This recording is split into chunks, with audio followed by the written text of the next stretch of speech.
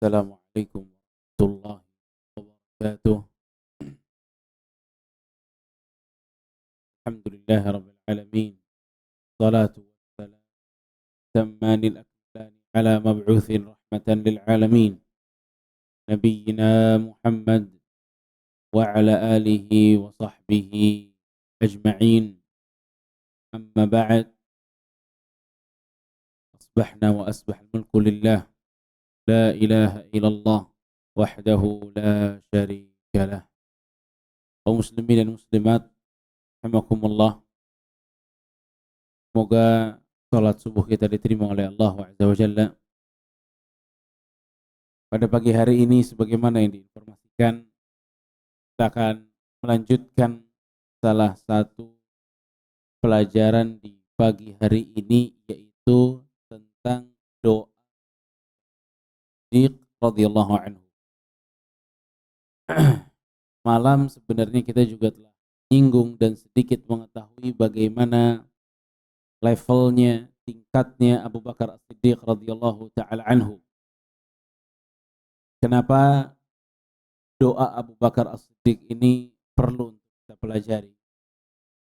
Karena secara mendasar bahwasanya Nabi SAW juga sering kepada para sahabat, didiktekan oleh alaihi wasallam ucapannya seperti ini, seperti ini, seperti ini. Nabi SAW mengajarkan doa kepada para sahabat. Doanya ini, doanya itu diajarkan. Mengajarkan doa itu adalah cara Nabi SAW dalam dakwah. Dan spesialnya adalah bahwa doa ini diriwayatkan oleh Abu Bakar As-Siddiq di dalam hadis sahih Al-Bukhari an Abi Bakar As-Siddiq radhiyallahu anhu annahu qala, di mana Abu Bakar As-Siddiq berbicara kepada Rasul sallallahu alaihi wasallam dan mengatakan, "Ya Rasulullah, 'allimni du'aan ad'u bihi fi salat." Ya Rasulullah, ajarkanlah kepadaku, ya Rasulullah, 'allimni du'aan ad'u bihi fi salat.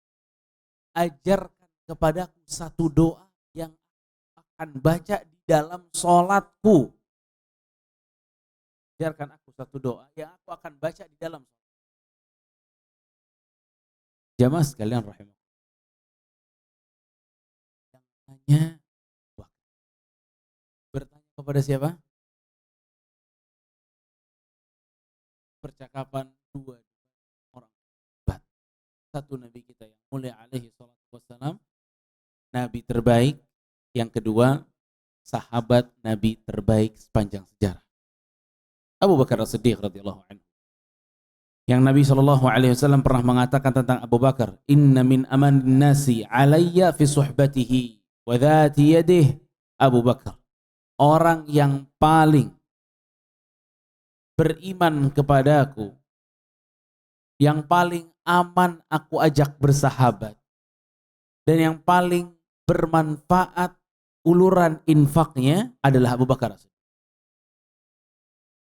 Nabi SAW mengatakan tentang Abu Bakar As-Siddiq, "Ma nafa'ani malun qat ma nafa'ani mala Abi Bakar." Tidak ada harta yang lebih bermanfaat untukku, kata Rasulullah SAW, dibanding harta yang telah diinfakkan oleh Abu Bakar As-Siddiq radhiyallahu anhu. Bahkan pernah kejadian sekali Umar bin Khattab itu selek sama Abu Bakar As-Siddiq. Umar itu marah sama Abu Bakar karena salah satu kasus, hingga Abu Bakar minta maaf sama Umar, tapi Umar nggak mau maafin. Hingga akhirnya Abu Bakar As-Siddiq radhiyallahu taala anhu, dia buru-buru datang kepada Rasul sallallahu alaihi wasallam karena khawatir ada kesalahan dia belum dimaafkan oleh orang seperti Umar bin Khattab. Begitu datang kepada Nabi sallallahu alaihi wasallam, gamisnya diangkat atau sarungnya diangkat sama Abu Bakar, buru-buru jalannya. Sampai Nabi sallallahu alaihi wasallam mengatakan, sesungguhnya orang ini sedang ada masalahnya. Datanglah dia ke masjid bersama dengan Rasul SAW, bertemu dengan Rasul SAW. Itu ketemu Bakar. Oh, ternyata dia punya kesalahan. minta maaf sama Umar, tapi Umar belum maaf. Sedangkan Umar bin Khattab radhiyallahu anhu, yang dia kembali berpikir dan berintrospeksi, kata Umar, kenapa? Orang yang segini luar biasanya, kenapa nggak saya maafin? Hingga akhirnya Umar bin Khattab cari Abu Bakar di rumahnya, Abu Bakar nggak ada.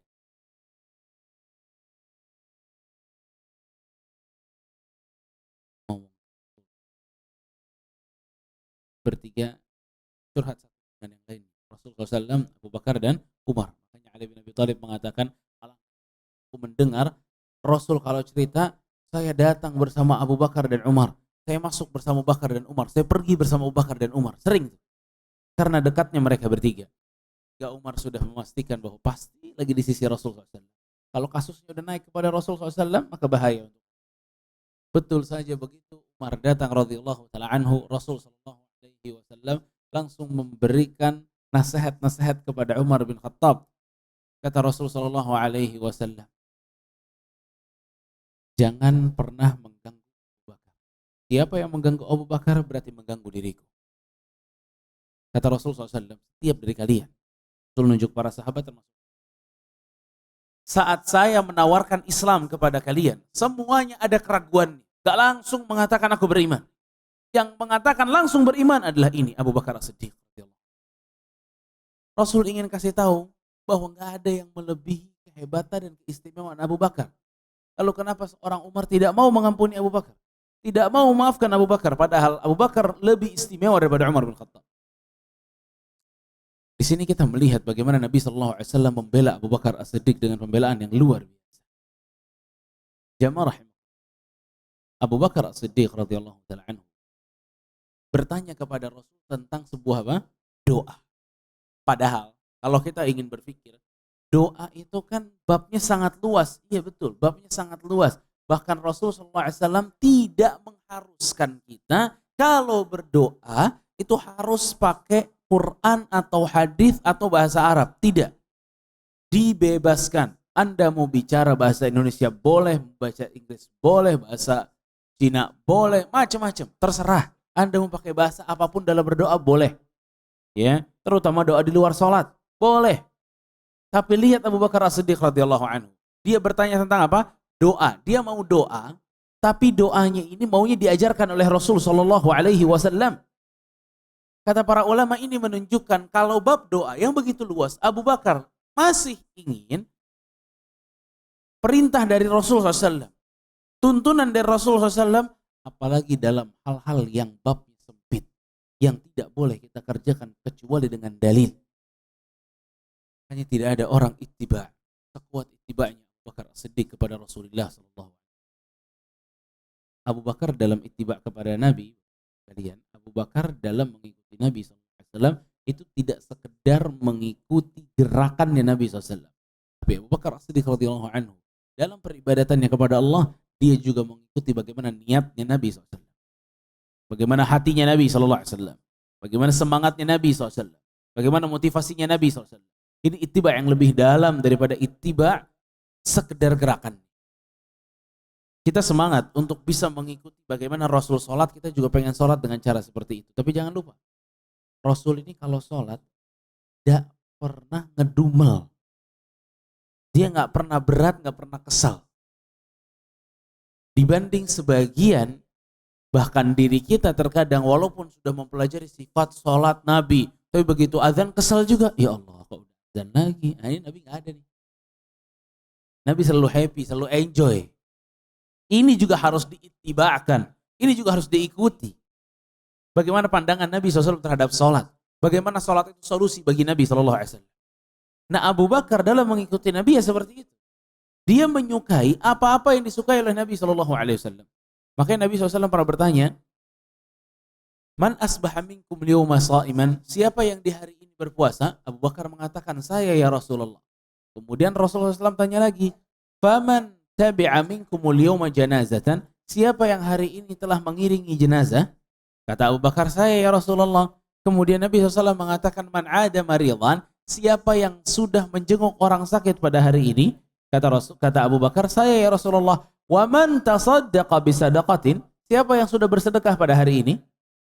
Kata Abu Bakar, saya ya. Semua amalan-amalan diborong sama Abu Bakar As-Siddiq. Puasa, iya. Mengikuti atau mengiringi jenazah, iya. Mengunjungi orang sakit, iya. Sedekah juga. Ini 4 amal.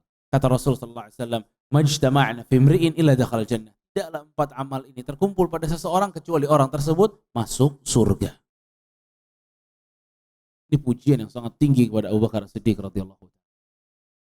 Makanya para ulama mengatakan, Abu Bakar itu sebenarnya kalau mau dilihat, dia bukan berkah secara amal individualnya dia. Tapi kalau kita mau lihat Bapak Ibu sekalian, ini keluarganya Abu Bakar semuanya berkah. Ada Asma binti Abu Bakar As-Siddiq radhiyallahu anhu, putrinya Abu Bakar. Dia membantu Nabi sallallahu alaihi wasallam dan ayahnya dalam berhijrah.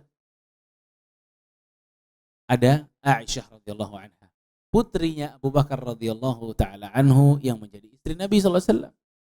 Ada Abdurrahman ibn Abi Bakar As-Siddiq, putranya Abu Bakar As-Siddiq radhiyallahu anhu.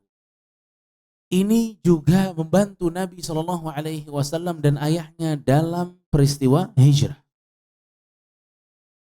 Dalam peristiwa hijrah. Juga ada Abdullah bin Zubair cucunya. Urwah bin Zubair, ya. Ini semua keluarganya Abu Bakar As-Siddiq semuanya memiliki manfaat kepada umat dengan manfaat yang luas. Makanya para ulama mengatakan tidak ada di cerita para sahabat Nabi sallallahu alaihi wasallam yang sekeluarga masuk Islam sebagaimana cerita di Abu Bakar As-Siddiq. Ibunya masuk Islam, ayahnya masuk Islam, anak-anaknya Islam, cucu-cucunya Islam. Bahkan sampai cucunya Abu Bakar As-Siddiq semuanya bertemu dengan Rasul sallallahu alaihi wasallam. Makanya berkata Syekhul Islam Ibnu Taimiyah rahimahullah, "Fahum ahlu baiti iman." Maka keluarganya Abu Bakar itu keluarga ahlu bait keimanan.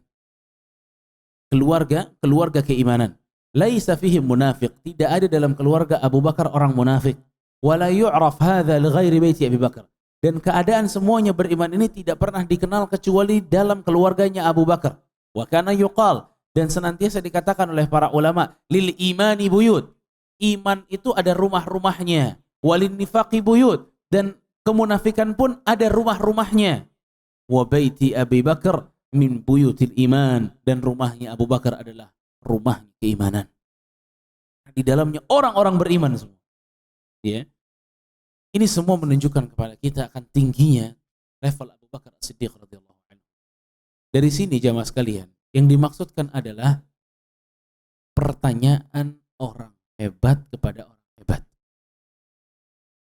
Pertanyaan orang sekaliber Abu Bakar As-Siddiq ditanya kepada Rasul sallallahu alaihi wasallam. Ini percakapan bukan percakapan biasa. Doa ini bukan juga doa yang biasa. Abu Bakar As-Siddiq radhiyallahu taala anhu minta diajarkan doa kepada Nabi sallallahu alaihi wasallam. Dan menariknya, Abu Bakar bilang, apa tadi kata Abu Bakar? Ya Rasulullah, ajarkanlah aku doa yang bisa aku baca di mana? Dalam salat. Ini Abu Bakar. Dia paling tahu di mana momen terbaik berdoa. Ternyata momen terbaik untuk berdoa adalah dalam salat. Di saat sebagian orang mereka berdoa, justru banyak berdoa setelah salat. Tapi ternyata Abu Bakar As-Siddiq radhiyallahu anhu dalam Sahih Bukhari mengatakan, ya Rasulullah, saya ingin doa yang saya akan baca dalam salatku. Dan memang salat ini doa. Sebagaimana di dalam bahasanya, salat itu artinya adalah doa. Makanya salat ini jemaah sekalian rahimakumullah, memang adalah ibadah. Salat ibadah yang Allah mempersilahkan kita untuk meminta. Coba kita lihat hadis ini. Ini hadis yang sangat luar biasa. Kata Rasulullah SAW, Allah Subhanahu Wa Taala berfirman, Qala Allah Taala, qasamtu salata baini wa baina 'abdi nisfain. Kata Allah, aku membagi salat menjadi 2 bagian. Sebagian untukku, sebagian untuk hambaku. Wa li 'abdi ma sa'al, dan untuk hambaku apa yang dia minta. Fa idza qala al-'abdu, dan jika seorang hamba telah mengatakan alhamdulillahi rabbil alamin, maka Allah akan mengatakan hamadani 'abdi, hambaku tengah memujiku. Wa idza qala ar-rahmanir rahim, Maka Allah mengatakan, "Athna alayya 'abdi." Hambaku telah memujiku. Dan jika seorang mengatakan, "Maliki yaumiddin." Allah menjawab, "Majjadani 'abdi." Hambaku telah memujiku. Wa idza qala, dan jika seorang hamba mengatakan, "Iyyaka na'budu wa iyyaka nasta'in." Maka Allah menjawab, "Hadza baini wa baina 'abdi wa li 'abdi ma sa'al." Inilah antara diriku dengan hambaku. Jadi begitu iyyaka na'budu wa iyyaka nasta'in, ini bagian Allah. Setelah ini kata Allah adalah bagian hambaku. Wa li 'abdi ma sa'al. Dan untuk hambaku apa yang dia minta. Makanya setelah iyyaka na'budu wa iyyaka nasta'in, apa yang kita katakan? Ihdinas siratal mustaqim. Kita langsung minta sama Allah. Ya Allah, ihdina. Berikanlah kami petunjuk. Lihat. Ini menunjukkan bahwasanya salat itu ya doa. Salat itu tempatnya berdoa. Bahkan bukan hanya percakapan kita di Al-Fatihah yang merupakan permintaan kita. Di mana lagi jemaah? Tempat kita bisa berdoa. Dalam sujud, barakallahu fiik. Di dalam sujud kita juga diperintahkan untuk berdoa. Rasulullah SAW mengatakan, "Aqrabu ma yakunu bainal 'abdi wa rabbih wa huwa sajid." Di antara jarak terdekat antara seorang hamba dengan Rabbnya saat hamba tersebut sujud. Sujud. Saat kepala kita ini, bagian yang paling mulia dalam tubuh seorang, tunduk. Ya, makanya hamba yang paling iman adalah hamba yang paling tunduk. Karena gerakan baik adalah sujud. Kita dikatakan dekat sama Allah saat kita sujud. Makin kita sombong sama Allah, semakin jauh sama Allah. Makin kita tunduk sama Allah, semakin dekat. Sujud juga bisa jadi tempat kita berdoa. Di mana lagi kita bisa berdoa? Salat. Oh, sebelum salam diduduk tasyahud. Apa kata Nabi sallallahu alaihi wasallam? Kata Rasul sallallahu alaihi wasallam, ajarkan kepada para sahabat doanya gini ya. Baca at-tahiyatu lillah, salawatu wa thayyibatu lillah. Assalamualaikum warahmatullahi wabarakatuh. Assalamualaikum warahmatullahi salihin. Asyhadu an la ilaha illallah wa asyhadu anna Muhammadar Rasulullah. Allahumma salli ala Muhammad wa ala ali Muhammad kama shallaita ala Ibrahim wa ala ali Ibrahim wa barik ala Muhammad wa ala ali Muhammad kama barakta ala Ibrahim wa ala ali Ibrahim. Bayangkan dalam tasyahud itu terkumpul pujian kepada Allah, 2 kalimat syahadat dan salawat kepada Nabi. Diajarkan.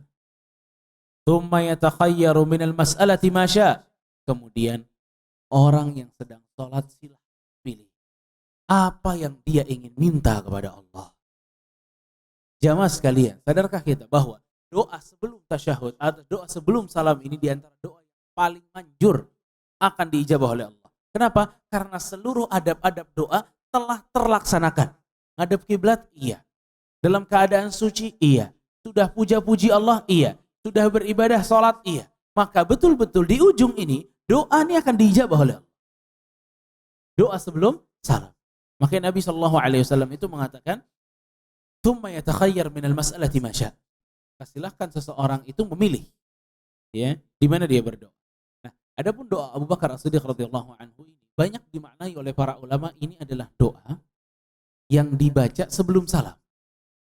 Ini adalah doa yang dibaca sebelum salam. Walaupun bab doa ini luas, bisa aja kita membacanya di saat sujud atau di luar salat. Namanya juga doa luas. Ya.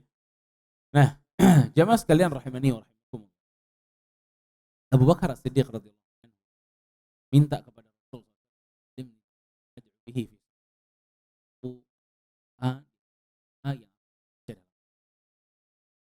ya, karena ini doanya nih yang paling cocok dong. Dan Rasul juga akan memilihkan doa sesuai yang di-request sama orang, sama Abu Bakar. Doa mana nih yang paling cocok untuk Abu Bakar As-Siddiq? Doa minta apa yang paling cocok untuk orang sehebat Abu Bakar As-Siddiq? Nabi SAW mengatakan, "Qul," katakanlah, "Allahumma." Awal Bapak Ibu sekalian. Qul, katakanlah, "Allahumma." Apa artinya Allahumma? Katakanlah wahai Abu Bakar, "Ya Allah." Nabi SAW dari tauhid. Nabi enggak katakan biar saya yang doain, tenang aja Abu Bakar. Tidak.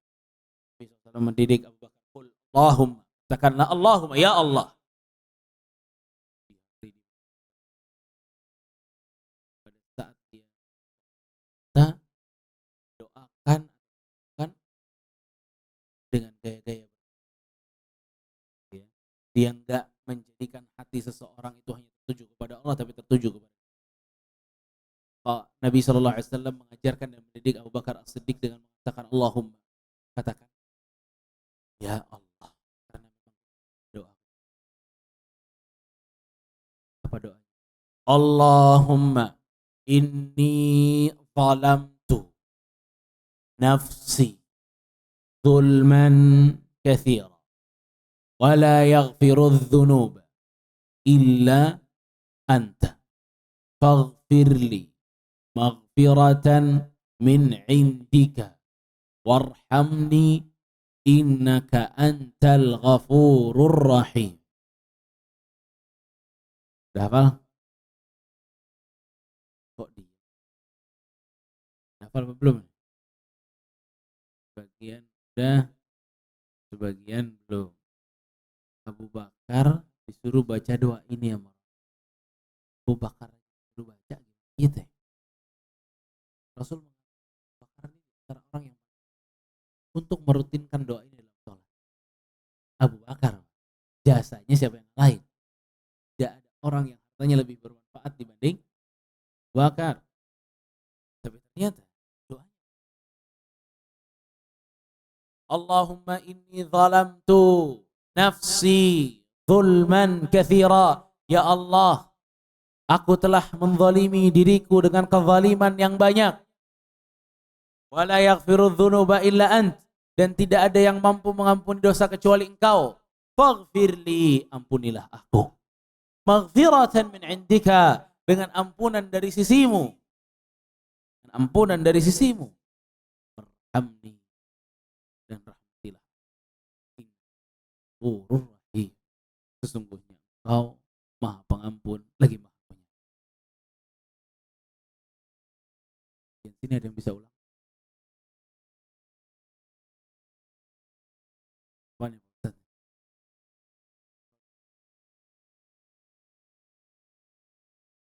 Masya Allah. Siapa nama kamu? Azka. Coba.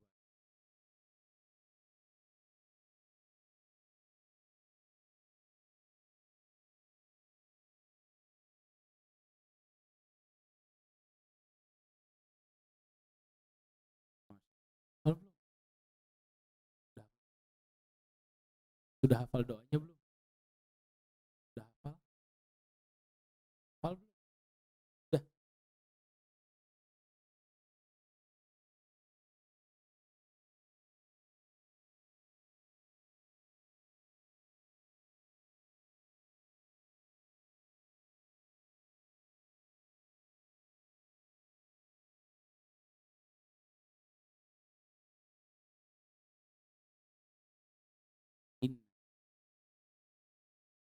Barakallah fiik, Masya Allah.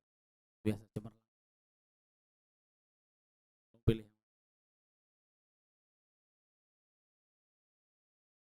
Oh, terbiasa. Mana yang butuh hafal? Udah pada hafal? Azka kelas aman. Ada catatan-catatan. Kita udah banyak catatan ini. Ya. Lebih pantas untuk bisa menghafal. Ya. Allahumma inni zalamtu nafsi zulman katsiran. Wa la yaghfiru dzunuba illa anta faghfir li maghfiratan min indik warhamni innaka antal ghafurur rahim. Ini luar biasa. Doa ini kan sebenarnya sepertinya Rasul Shallallahu Alaihi Wasallam justru meminta Abu Bakar untuk mengakui bahwa dirinya banyak zalimnya. Antum bayangin Abu Bakar As-Siddiq radhiyallahu anhu. Kalau saya meminta kepada Bapak Ibu sekalian untuk menyebutkan prestasi-prestasi Abu Bakar As-Siddiq, Saya kira di sini bisa menyebutkan prestasi-prestasi Abu Bakar As-Siddiq. Bagaimana kehebatan Abu Bakar As-Siddiq. Tapi kalau saya minta, coba Bapak Ibu ada nggak yang bisa mengingat satu saja kesalahan Abu Bakar As-Siddiq? Bagian mana? Kita sampai nggak tahu bahwa Abu Bakar pernah tercatat ada salahnya. Kita nggak tahu. Tapi Abu Bakar manusia pasti ada salahnya. Dalam keadaan manusia sehebat, apa kata Nabi SAW? Inni zalamtu nafsi zulman katsira. Wahai Abu Bakar, katakan kepada Allah, ya Allah, aku telah menzalimi diriku dengan kezaliman yang banyak. Didik Abu Bakar dan memaksa Abu Bakar tidak tinggi. Abu Bakar sehebat prestasi sebanyak-banyak kamu akui depan Allah. Banyak kezaliman. Dan zalim di sini adalah dosa terhadap diri sendiri. Orang seperti Abu Bakar radhiyallahu taala anhu justru diperintahkan oleh Rasul sallallahu alaihi wasallam berdoa minta ampun, ngaku bahwa dirinya kotor depan Allah. Lalu bagaimana kita yang amalannya sangat jauh dari Abu Bakar As-Siddiq radhiyallahu anhu, bahkan tidak akan mampu sebanyak apapun yang kita keluarkan, ya. Kalau masjid raya yang warna biru, masjid raya itu dikeluarkan dananya hanya dari satu orang pun, sebesar itu masjidnya, dia bikin masjid itu ada 10 titik masjid seperti itu pun tidak bisa mengalahkan amalnya. Orang yang nyumbang Masjidil Haram sampai sebesar itu pun tidak bisa mengalahkan amalannya Abu Bakar. Rasulullah SAW pernah bersabda, kata Rasulullah SAW, la tasubbu ashabi, jangan ada di antara kalian menghina sahabat. Kalau anna ahadukum anfaqa mithla uhudin dhahaban ma balagha mudda ahadihim wala nasifa. Kata Rasulullah SAW, kalau di antara berinfak, satu gunung Uhud emas tidak akan mengalahkan infaknya Bakar, infaknya para sahabat, tumut ataupun separuhnya.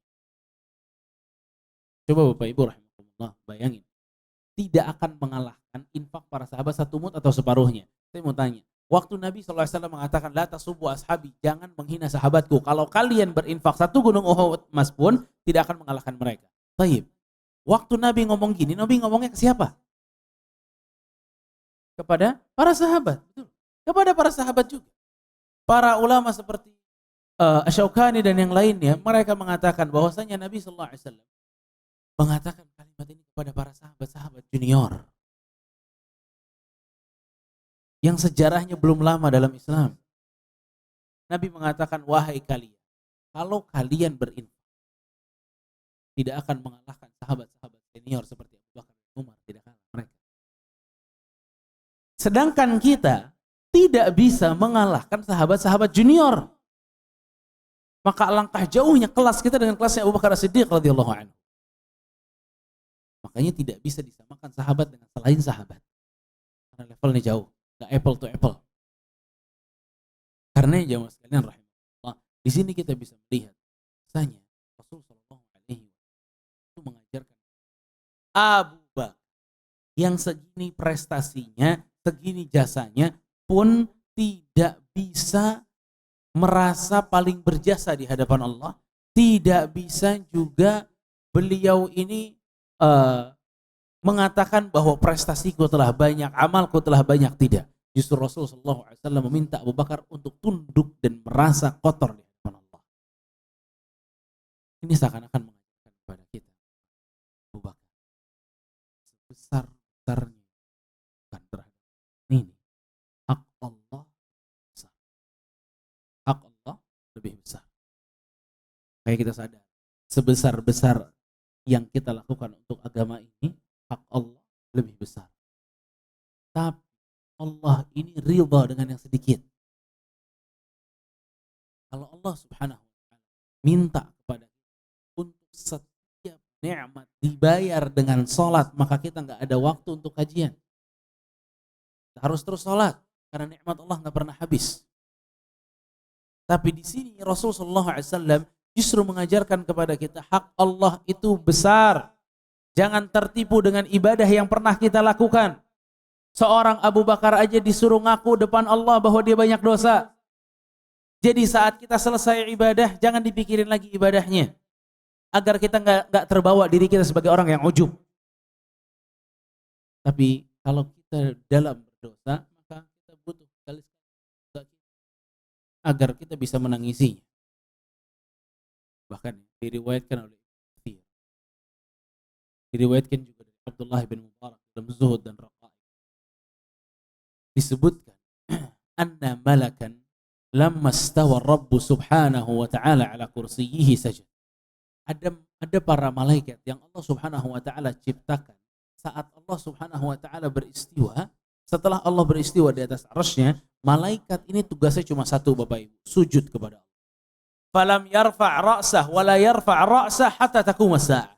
Dan dari hari itu hingga nanti hari kiamat, malaikat-malaikat ini tidak pernah bangun dari sujudnya kecuali hari kiamat. Ada makhluk yang ibadah kepada Allah sujud dari awal penciptaan hingga nanti hari kiamat. Dan kalau mereka sudah bangun di hari kiamat, perkataan pertama yang mereka katakan kepada Allah adalah, Ya Rabbi, lam a'buduka haqqa ibadatika. Ya Allah, sesungguhnya kami sangat kurang ibadah kepadamu. Kami tidak beribadah sesuai dengan hakmu ya Allah. Illa anni lam usyrik bika syai'an wa lam attakhidh min dunika waliya. Akan tetapi aku tidak pernah syirik kepadamu dengan sesuatu apapun dan aku tidak pernah pelindung selain diri. Lihat. Di sini maksudnya bayangin ada makhluk yang cuma sujud saja dari awal penciptaan hingga hari kiamat pun mereka tidak pernah merasa bahwa amal mereka baik. Mereka mengatakan bahwa apa yang mereka lakukan itu tidak sesuai dengan haknya Allah. Lalu apakah kita pada hari ini merasa bahwa ibadah yang telah kita lakukan itu betul-betul telah menunaikan haknya Allah? Sampai terkadang kita bermuamalah dengan Allah seakan-akan Allah punya hutang sama kita. Ya Allah, saya udah sholat, kenapa masih seret rezeki saya nih? Saya udah doa, kenapa masih sakit? Saya sudah sedekah, kenapa masih saja anak saya sakit? Saya sudah begini, saya sudah begitu, kenapa masih ada ini dan itu? Seakan-akan Allah punya utang sama dia. Dari awal penciptaan hingga hari kiamat, berapa juta tahun itu? Dia merasa bahwa dia belum menunaikan haknya Rabbul Alamin.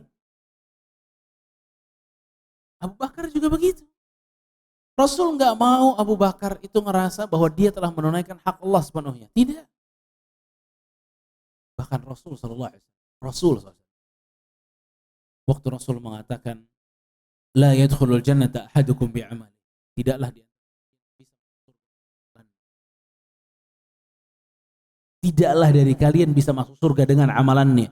Beberapa orang berpikir hadis terus ngapain kita beramal? Justru hadis ini menyenangkan diri kita.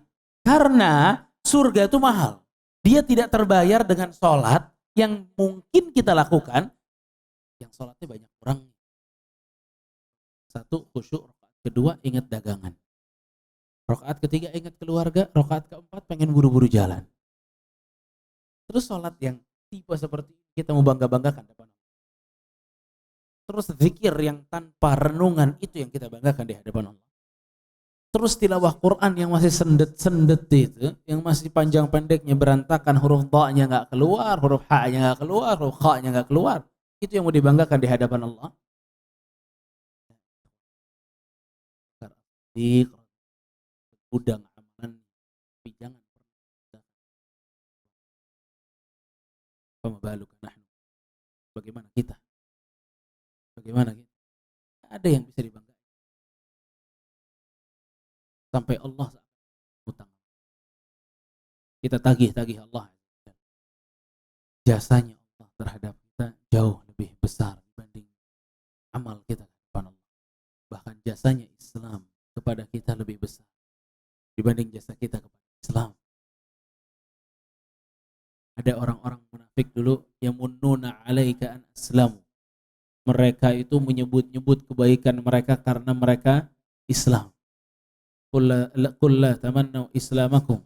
Namun janganlah kalian menyebut-nyebut bahwa kami ini berpengaruh terhadap Islam. Islamlah yang berpengaruh kepada kalian. Ini pelajaran buat kita semua ya, bahwa kalau orang sekali Abu Bakar aja begini cara konsep pemikirannya dari Rasulullah SAW. Allahumma inni zalamtu nafsi zulman katsiran wa la yaghfiru dzunuba illa ant. Wa la yaghfiru dzunuba illa ant. Artinya apa? Tidak ada yang mampu menghapus dosa-dosa kita kecuali siapa? Allah. Agama ini bukan agama seperti agama Nasrani yang ada hari di mana ada hari pensucian dari dosa. Dia datang ke gereja, dia ketemu pendetanya, kemudian suci dari dosanya. Tidak. Dia harus meminta kepada Allah Azza wa Jalla karena tidak ada yang mampu mengampuni dosa kecuali Allah. Tidak ada yang berhak menghapus dosa kita kecuali Allah. Tidak ada. Ya. Makanya di sini kita mengatakan wala yaghfiru dzunuba illa ant. Ya Allah, tidak ada yang mampu menghapus dosaku kecuali Engkau. Faghfirli maghfiratan min indik. Ini kalimat sebenarnya luar biasa. Apa kata Abu Bakar? Kata Rasulullah SAW. Faghfirli, ya Allah, ampunilah aku. Maghfiratan min indik. Apa artinya maghfiratan min indik? Ya Allah, ampunilah aku dengan ampunan darimu. Jadi maksudnya gimana? Syekhul Islam Ibnu Taimiyah itu menjelaskan bahwa yang dimaksud dengan faghfirli maghfiratan, ya Allah, ampunilah aku dan dasar engkau mengampuniku adalah sifat ampunanmu ya Allah. Jadi Abu Bakar, dia tidak mau diampuni dosanya karena amalannya. Jadi Abu Bakar nggak bilang, oh, jangan atau ampunilah aku sebagaimana aku telah beramal kepadamu. Ini nggak mau. Kenapa begitu? Para ulama menjelaskan. Kalau Rasul mengajarkan kepada Abu Bakar As-Siddiq radhiyallahu taala anhu, ya Allah, ampunilah dosaku sebagaimana aku telah beramal. Berarti kita minta kepada Allah ampunannya sesuaikan dengan amalanku. Terbatas. Amalan kita nggak banyak. Tapi pada saat kita berdoa, faghfirli maghfirah. Ya Allah, ampuni aku dengan ampunan. Lebih luas, lebih besar daripada ampunan. Maka kita bisa mendapatkan ampunan pada amal. Kita bisa mendapatkan ampunan jauh lebih luas daripada dosa-dosa yang kita lakukan. Ini menandakan, kata para ulama, ini adalah pesan tauhid yang begitu kuat bahwa ampunan itu memang hanya berhak dimintakan kepada Allah. Dan ampunan yang kita minta kepada Allah Subhanahu wa taala adalah ampunan yang sangat besar, yang Allah jika ingin mengampuni dan memaafkan seseorang, Allah tidak pernah hitung-hitungan. Ini nih yang kita minta sama Allah. Ini yang kita minta kepada Allah. Ya. Maka jemaah sekalian rahimani wa rahimakumullah, ini pesan adab. Seakan-akan kita mengatakan, ya Allah, ampuni aku tapi jangan lihat amalku ya Allah. Jangan lihat amalku. Jangan lihat amalku yang sedikit ini kemudian kau maafkan aku. Aku mintanya ampunan dari sifatmu ya Allah. Karena kita berharap kepada sifatnya Allah Azza wa Jalla. Kita berharap dengan nama-nama Allah Azza wa Jalla. Ini yang menjadikan kita bisa diampuni oleh Allah Subhanahu wa taala dengan ampunan yang besar. Faghfirli maghfiratan min indik. Lalu di akhir doanya Rasulullah SAW mengatakan, warhamni innaka antal ghafurur. Ya Allah, dan sayangilah diriku, sesungguhnya Engkau Maha Pengampun lagi Maha Penyayang. Para ulama menyebut, yang pertama Rasul minta maghfirah, ampunan. Yang kedua Rasul minta sallallahu alaihi wasallam kasih sayang. Apa maksudnya? Para ulama mengatakan, kalau kita minta Allahumma gfirli, ya Allah ampunilah aku, faghfirli maghfiratan min indik, itu diampuni dosanya. Warhamni, artinya kata sebagian para ulama, ya Allah dosa-dosaku dihapus dan diganti dengan pahala. Warhamni innaka antal ghafur. Tafsiran yang lain mengatakan, faghfirli, ya Allah ampunilah aku, yakni ya Allah lindungi aku dari neraka. Warhamni, dan masukkan aku ke dalam surga. Ya. Ini tafsiran-tafsiran para ulama. Kenapa Nabi SAW sudah minta ampunan, minta juga kasih sayang. Ya, maka jemaah sekalian rahimahullah, sebagaimana sabda Nabi SAW, kalau seseorang selesai dari kajian, selesai belajar ilmu, maka akan dikatakan kepada mereka, qumu maghfuran lakum, bangunlah kalian, sesungguhnya Allah telah mengampuni kalian, wa buddilat sayyiatikum hasanat, dan Allah telah menukar kesalahan-kesalahan kalian dengan pahala-pahala dari Allah. Ya. Makanya ini kesalahan atau dosa memang bisa nanti ditukar oleh Allah Subhanahu wa taala dengan kebaikan. Sebagaimana yang ditafsirkan oleh sebagian para ulama, warhamni innaka antal ghafurur rahim. Dan inilah jemaah sekalian doa Abu Bakar As-Siddiq radhiyallahu taala anhu. Allahumma inni zalamtu nafsi zulman katsira wala yaghfiru dzunuba illa anta faghfirli maghfiratan min indika warhamni innaka antal ghafurur rahim. Udah hafal semua insyaallah? Insyaallah sedikit banget. Nanti mungkin di grup-grup WhatsApp-nya disebar doa, ya, agar bisa dihafalkan dan dibaca di dalam sholat. Karena doa di dalam sholat kita tahu khilaf para ulama. Boleh nggak kita berdoa selain dengan bahasa Arab? Tapi yang pasti kalau kita pakainya doa ini nih, maka ini sudah komplit, ya, sudah terrekomendasi. Tidak ada kesalahan-kesalahan bahasa, tidak pula kesalahan makna. Ini udah clear. Maka doa terbaik adalah doa yang diambil dari Al-Quran dan hadis. Ya, itu doa terbaik. Bukan berarti kita nggak boleh doa sendiri, boleh. Tapi kadang rangkaian doa-doa kalimat-kalimat kita kadang berlebihan, kadang kurang. Tapi kalau doa dari Al-Quran dan Sunnah, ya, certified ini dari Rasul Shallallahu Alaihi Wasallam. Jamaah sekalian rahimani wa rahimakumullah, inilah doa Abu Bakar As-Siddiq bisa saya sampaikan. Ini mudah-mudahan. Ya, wassalamualaikum warahmatullahi wabarakatuh. Ada pertanyaan?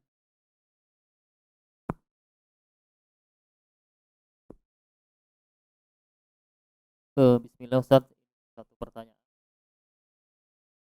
Jika kita menjadi imam, kita berusaha dalam bacaan bacaan sholat dari takbir sampai salam itu kita berusaha membaca dengan baik-baiknya, mungkin menjaga macam fitnah dan sampai salam, walaupun terkadang surat-surat yang kita baca itu bukanlah surat-surat yang panjang-panjang kali, sama bawah sampai rukuk terus sampai tahiyat akhir, kemudian kita sambung doa perlindungan kepada 4 masalah dan juga doa yang tadi dan terus.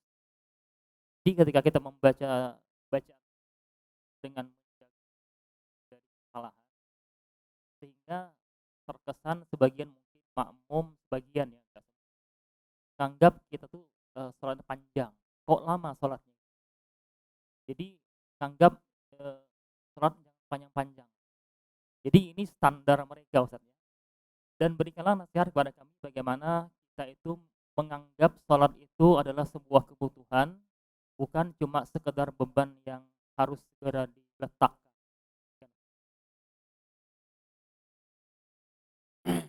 Memang kadang terjadi di berbagai tempat.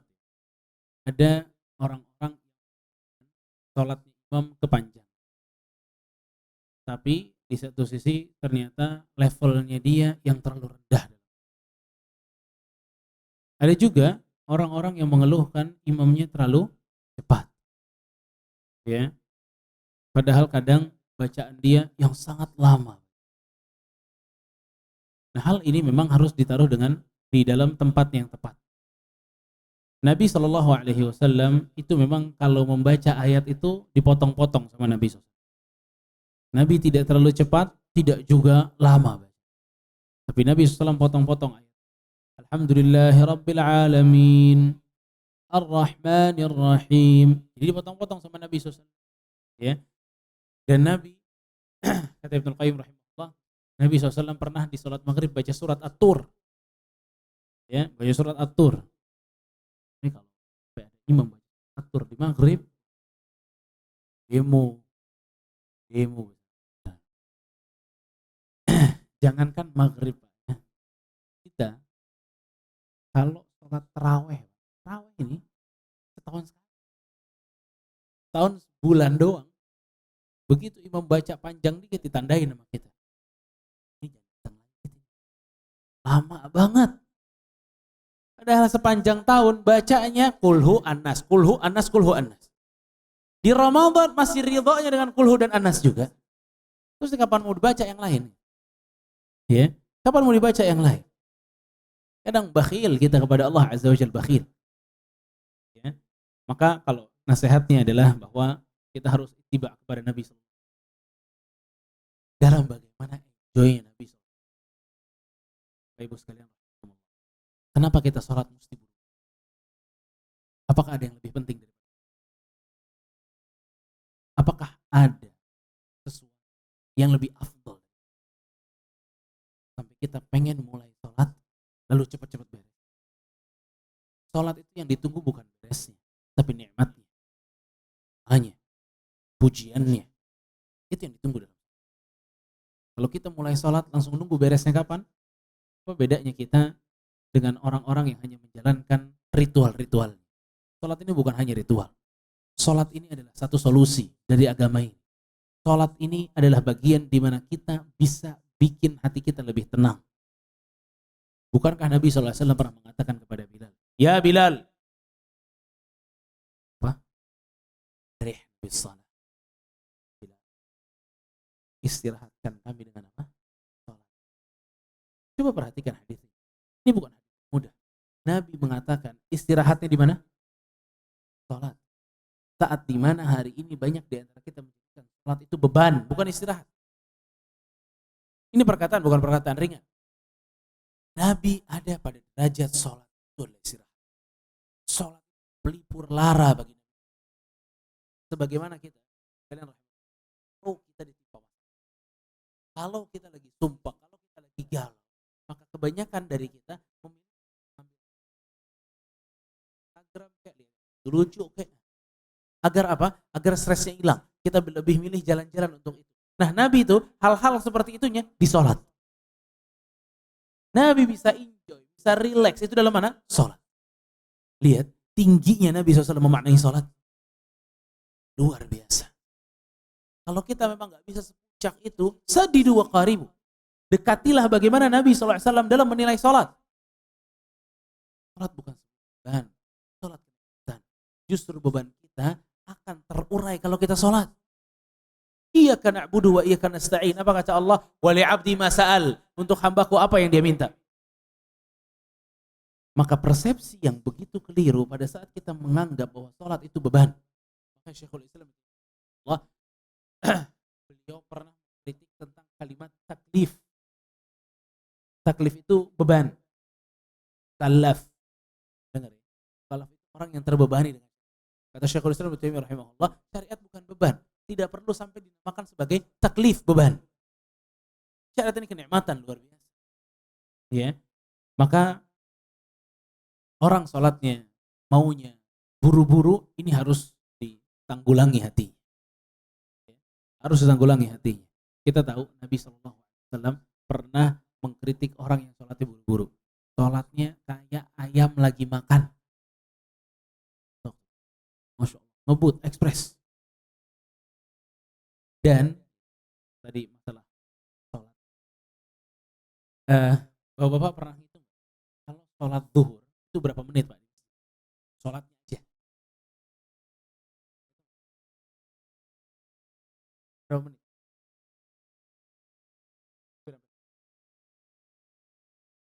Berapa?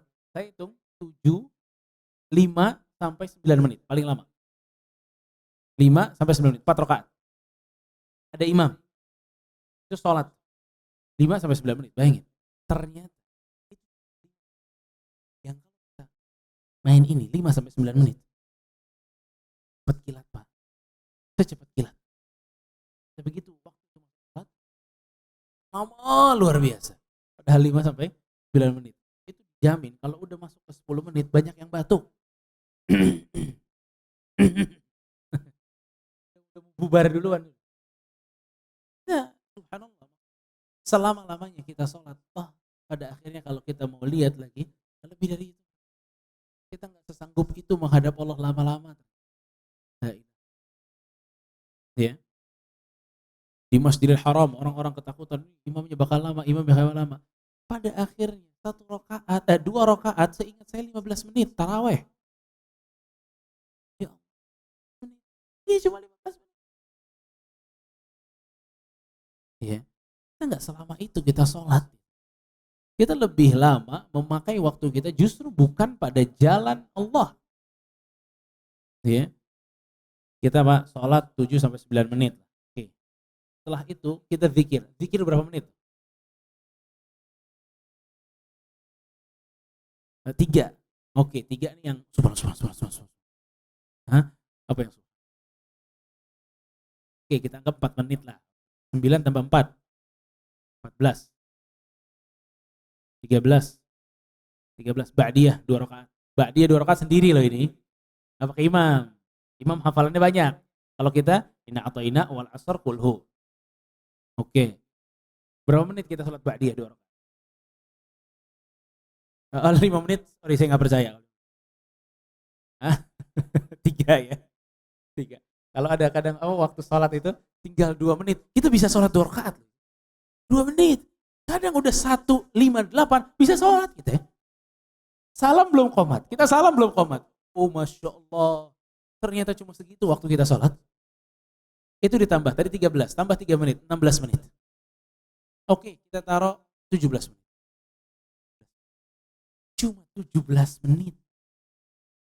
Ternyata. Kita masih kepikir itu. Dengan segudang apa yang Allah berikan. Ibnu Qayyim rahimahullah, beliau mengkritik masalah ini. Banyaknya orang yang sholatnya cepat banget. Kenapa mesti seperti itu cepat-cepat? Ya.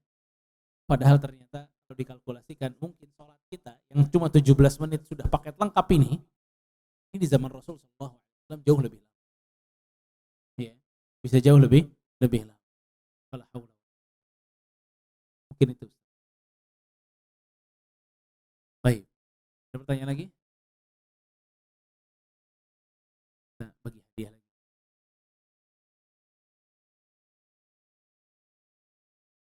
Ini para akhwat masih. Baik. Saya ingin Bapak mengucapkan beserta dengan arti.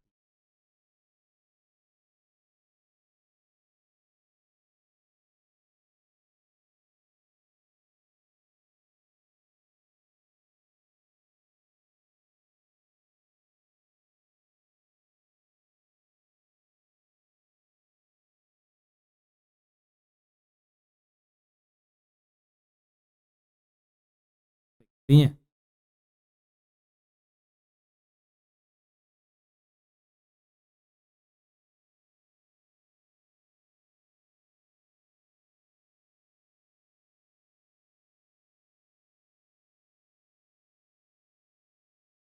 barakallah fi. Jazakallah khair. Masya Allah. Silahkan.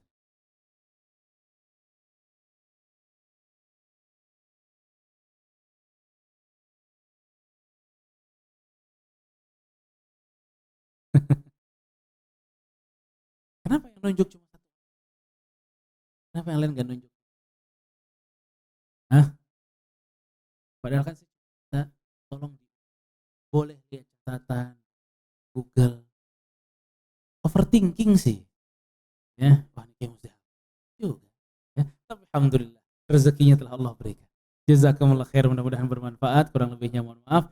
Subhanakallahumma wa bihamdika asyhadu an la ilaha illa anta astaghfiruka wa atubu ilaik. Wassalamualaikum warahmatullahi wabarakatuh.